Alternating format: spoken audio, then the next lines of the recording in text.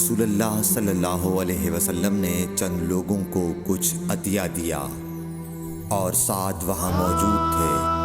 وہ کہتے ہیں کہ رسول اللہ صلی اللہ علیہ وسلم نے ان میں سے ایک شخص کو کچھ نہ دیا، حالانکہ وہ ان میں مجھے سب سے زیادہ پسند تھا۔ میں نے کہا حضور، آپ نے فلاں کو کچھ نہ دیا، میں اسے مومن گمان کرتا ہوں۔ آپ نے فرمایا مومن یا مسلمان؟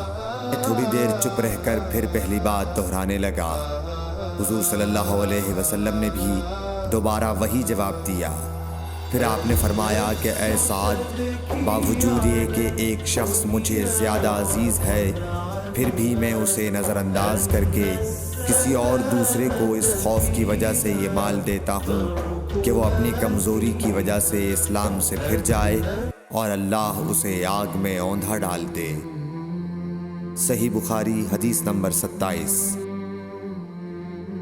ایک آدمی نے رسول اللہ صلی اللہ علیہ وسلم سے پوچھا، کون سا اسلام بہتر ہے؟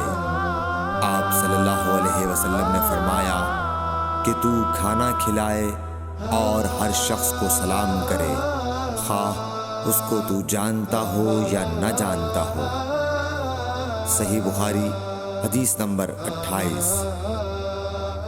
حضرت صلی اللہ علیہ وسلم نے فرمایا، مجھے دوزخ دکھلائی گئی تو اس میں زیادہ تر عورتیں تھیں جو کفر کرتی ہیں۔ کہا گیا حضور، کیا وہ اللہ کے ساتھ کفر کرتی ہیں؟ آپ صلی اللہ علیہ وسلم نے فرمایا کہ خاوند کی ناشکری کرتی ہیں اور احسان کی ناشکری کرتی ہیں۔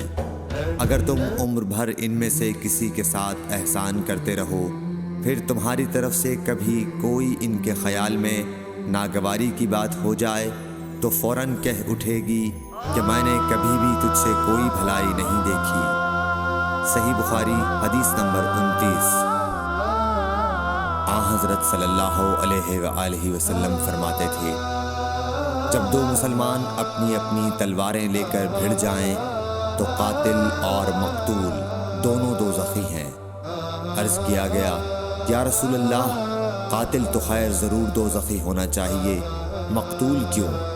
فرمایا، وہ بھی اپنے ساتھی کو مار ڈالنے کی حرص رکھتا تھا، موقع پاتا تو وہ اسے ضرور قتل کر دیتا، دل کے عزم صمیم پر وہ دوزخی ہوا۔